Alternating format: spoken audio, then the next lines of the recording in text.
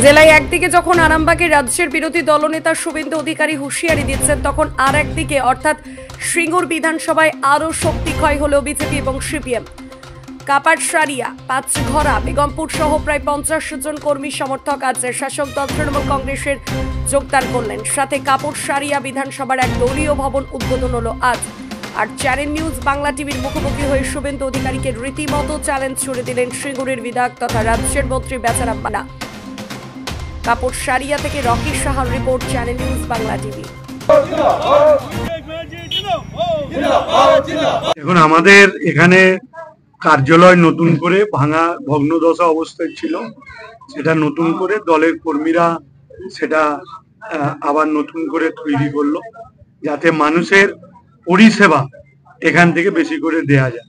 কারণ বর্তমান সরকার বিভিন্ন দিক দিয়ে বিভিন্ন মানুষের প্রকল্পগুলো মানুষের কাছে পৌঁছে দেওয়ার আমাদের সরকার যেরকম চেষ্টা করছে, এই প্রকল্পগুলোর ক্ষেত্রে কোথাও কারো অসুবিধে থাকলে, সে বয়সের অসুবিধে থাকতে পারে, আধার কার্ডের অসুবিধে থাকতে পারে, প্রকল্পের ফর্ম ফিল আপ হতে পারে, বা ধরুন কারো শরীর খারাপ হলো, হয়তো হাসপাতাল নিয়ে ছুটতে হতে পারে, এই রকম জনসেবামূলক পরিষেবা দেওয়ার ক্ষেত্রে এই কার্যালয় আমাদের দলের কর্মীরা এখানে সব সময় থাকবে এবং এখান থেকে মানুষের সেবার কাজটাই মূলত হবে। দেখুন, সিঙ্গুর বিধানসভা বরাবরই শক্তিশালী ছিল, এখানে বিরোধী বলে কিছু নেই। তার কারণ আমাদের দলের সর্বস্তরের কর্মীরা যেভাবে মানুষের সাথে মিশে কাজ করছে এবং বাড়ি বাড়ি যাচ্ছে, এবং বিশেষ করে আমাদের মহিলারা অত্যন্ত সক্রিয়, এবং এখানে বয়স্ক নবীন প্রবীণ মিলে যেভাবে নেত্রীর মমতা বন্দ্যোপাধ্যায়ের প্রকল্পগুলোকে বাড়ি বাড়ি পৌঁছানোর কাজ করছে, তাতে এখানে বিরোধীদের অস্তিত্ব নেই। ওদের একমাত্র ভোটের সময় দেখা যায়, আর আমাদের দলের কর্মীদের একদম সারা বছর 24 ঘন্টা সারা সপ্তাহ দেখা যায়। দেখুন, এই মুহূর্তে শুভেন্দু অধিকারী যে মন্তব্য করেছে তা সংবিধানের বিরোধী। তার কারণ আমাদের সংবিধান কোনো ধর্মের ভিত্তিতে আলোচনা হয় না। আমাদের সংবিধান হচ্ছে ধর্ম নিরপেক্ষ। এখানে যেরকম একজন হিন্দুর ভোটেরও দাম রয়েছে, সংখ্যালঘু মুসলিম ভোটেরও দাম রয়েছে, শিখ ধর্মের মানুষেরও যেরকম দাম রয়েছে, খ্রিস্টান ধর্ম দাম রয়েছে, এবং জেনে রাখবেন বৌদ্ধ ধর্ম দাম রয়েছে। অতএব ও যে মন্তব্যটা করছে এটা সম্পূর্ণ সংবিধান বিরোধী।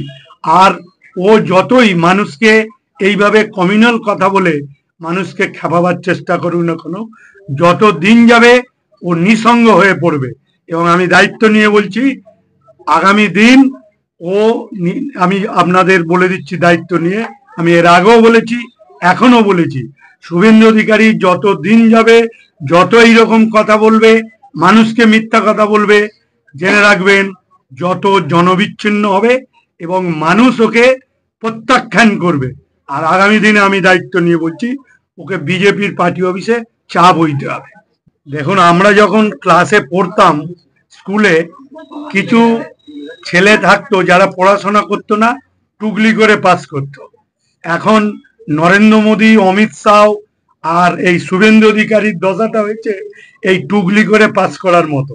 আজকে রাজ্যের মাননীয় মুখ্যমন্ত্রী মমতা বন্দ্যোপাধ্যায় তার মস্তিষ্ক স্পোষিত যে লক্ষ্মীর ভান্ডার, সেই লক্ষ্মীর ভান্ডারে রাজ্যের মানুষ উপকৃত হচ্ছে, আর সেটা দেখেই মহারাষ্ট্র দিল্লির ভোটে লক্ষ্মীর ভান্ডারের মতো প্রকল্প তৈরি করে আজকে ভোট চাইতে যাচ্ছে। আবার শুভেন্দু অধিকারী বলছেন 3000 টাকা দেবো। আপনি জেনে রাখুন, ও তো রাজ্যে ক্ষমতা আসতে পারবে না কোনোদিনই। ওর যতই হাজার চেষ্টা করুক না কেন, শুভেন্দু দাদা থেকে দাদু বেনে যাবে, জীবনে রাজ্যের মুখ্যমন্ত্রী হতে পারবে না, ওর আশা পূরণ হবে না। এটা আমি দায়িত্ব নিয়ে বলছি।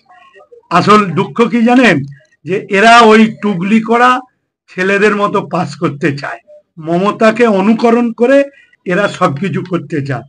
জেনে রাখবেন, মমতা মমতায়, আর মমতার পাশে জনতা রয়েছে। ও হাজার যতই প্রলোভন দিক দেখাক, 100 দিনের কাজের যে বকেয়া টাকা দিয়ে দেখাক, গরিব মানুষের যে ঘরের টাকা আটকে রেখে দিয়েছে সেটা দেখাক, রাস্তার টাকা আটকেছে দেখাক কেন্দ্রীয় সরকার থেকে, তবে তো বুঝবো যে বাংলার মানুষকে ভালোবাসে। বাংলার মানুষকে তার সমস্ত প্রাপ্য অধিকার থেকে কেন্দ্রকে এই শুভেন্দু অধিকারীরা তাদের বঞ্চিত করছে, বারণ করছে, বাংলাকে কিছু দেয়া যাবে না।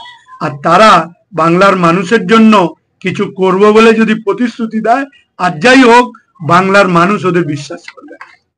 ভোটের আগে কাপাসারিয়া পঞ্চায়েতের এই নতুন পার্টি অফিস অর্থাৎ এই কার্যালয়টা যে উদ্বোধন করা হচ্ছে আজকে 8:30টার সময় উদ্বোধন করবেন মাননীয় মন্ত্রী আমাদের বিধায়ক বেচারাম মান্না।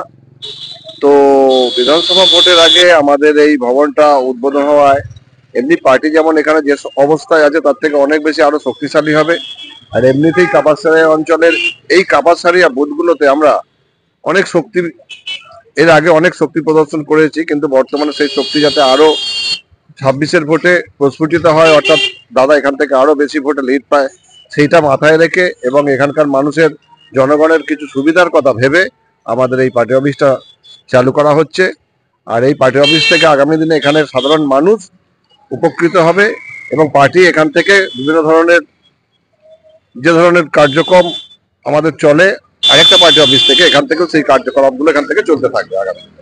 এমনিতেই আমাদের বিধানসভায় সিঙ্গুর বিধানসভায় মানুষ প্রচুর সুযোগ সুবিধা পায়। তার উপর মাননীয় মন্ত্রী বেচারাম মান্না প্রতি সপ্তাহে 2 দিন সোমবার এবং বৃহস্পতিবার আমাদের প্রধান পার্টি অফিসে বসে সকাল 7টা থেকে 9টা পর্যন্ত। এবং তিনি যদি এখান থেকে আরো আরেকটা দিন সময় দিতে পারেন এই পার্টি অফিসে বসে, তাহলে আমাদের পার্টিও অনেক উন্নত হবে, পার্টির কর্মীরা অনেক সুবিধা পাবে। আমার নাম শ্রী দেবাশিস বিশ্বাস, কাপাসারিয়া পঞ্চায়েতের উপপ্রধান। কাপাসারিয়া দক্ষিণ পাড়ার আমাদের ঘড়ির দোকানতলায় যে পার্টি অফিসটা ছিল দীর্ঘদিন ধরে বাবাই দেখাশোনা করতো এবং এখানকার সমস্ত কাজ পার্টি অফিস থেকে বাবাই নেতৃত্ব করতেন। তো বাবা হঠাৎ করোনার সময় সিচুয়েশনে মারা যান। তো মারা যাওয়ার পর দীর্ঘদিন বন্ধ ছিল। তো আমাদের যে মন্ত্রী সাহেব আছেন বেচারাম মান্না, উনি দাদার সঙ্গে কথা বললেন, কথা বলে নতুন রূপে আবার কার্যালয়টাকে রিওপেনিং করা হলো। তাই বাবার উদ্দেশ্য করেই নতুন করে রিওপেনিং করা হলো। তো বাবার সমস্ত যেসব বন্ধু ছিলেন, সিপিএম এর নেতৃবৃন্দ উপর স্তরের নেতা ছিলেন, তাদেরকে আমরা নিয়ে আজকে রিওপেনিংটা করলাম। মোটামুটি আজকে জয়েনিং করলেন কতজন? 50 জন। আজকে সিপিএম থেকে তৃণমূল কংগ্রেসে মোটামুটি 50 জন যোগদান করলেন। আচ্ছা, আমার নাম শেখ সাকির উদ্দিন, আমার বাবার নাম শেখ আরশেদ আলী। না, উদ্দেশ্যে মানুষের পাশে থাকা, মানুষের এই যে পার্টি অফিস একটা উদ্বোধন হলো নতুন করে, তো সেই ক্ষেত্রে বলো ভবিষ্যতে এই যে পার্টি অফিস উদ্বোধন হয়েছে, বাবাও ছিলেন, আমরাও থাকবো, মানুষের সুখ দুঃখে আমরাও থাকবো, আগামী দিনে আছি, আরও যতদিন চেষ্টা করব যে থাকার প্রয়োজন, যতদিন পারবো ততদিন আমি থাকার চেষ্টা করব। আমার নাম শেখ মুস্তাক আলী। পার্টি শক্তিশালী তো হলোই আর কি। তো একটা আমাদের পার্টি অফিস ছিল, সেটাতে অনেকটা বড় এরিয়া নিয়ে, তো এটা কাছাকাছি একটা হলে আরেকটু মানুষের সুবিধা হবে আর কি, এলাকার লোকের এবং দলেরও আমাদের বিভিন্ন কর্মসূচির দিক থেকেও সুবিধা হবে। এই জন্যই এই পার্টি অফিসের এটা করা হয়েছে আর কি। এটা তো একটা ভারতবর্ষের রাজনৈতিক দল হিসাবে এইভাবে বলা যায় না। এই দেশ শুধু হিন্দু নয়, এই দেশ মুসলিমের দেশ, সকলেরও দেশ। সেই ক্ষেত্রে এটা তো বলা যায় না এটা কিভাবে ভারতবর্ষের একটা এত বড় কেন্দ্রীয় সরকার চলাকালীন দল কিভাবে বলে, আমরা এর মধ্যে কোনো খুঁজে পাই না, কিভাবে এটা বলতে পারে। কাপাসারিয়া অঞ্চল কমিটির প্রেসিডেন্ট অর্থাৎ সভাপতি, আমার নাম শেখ মতিয়ার রহমান।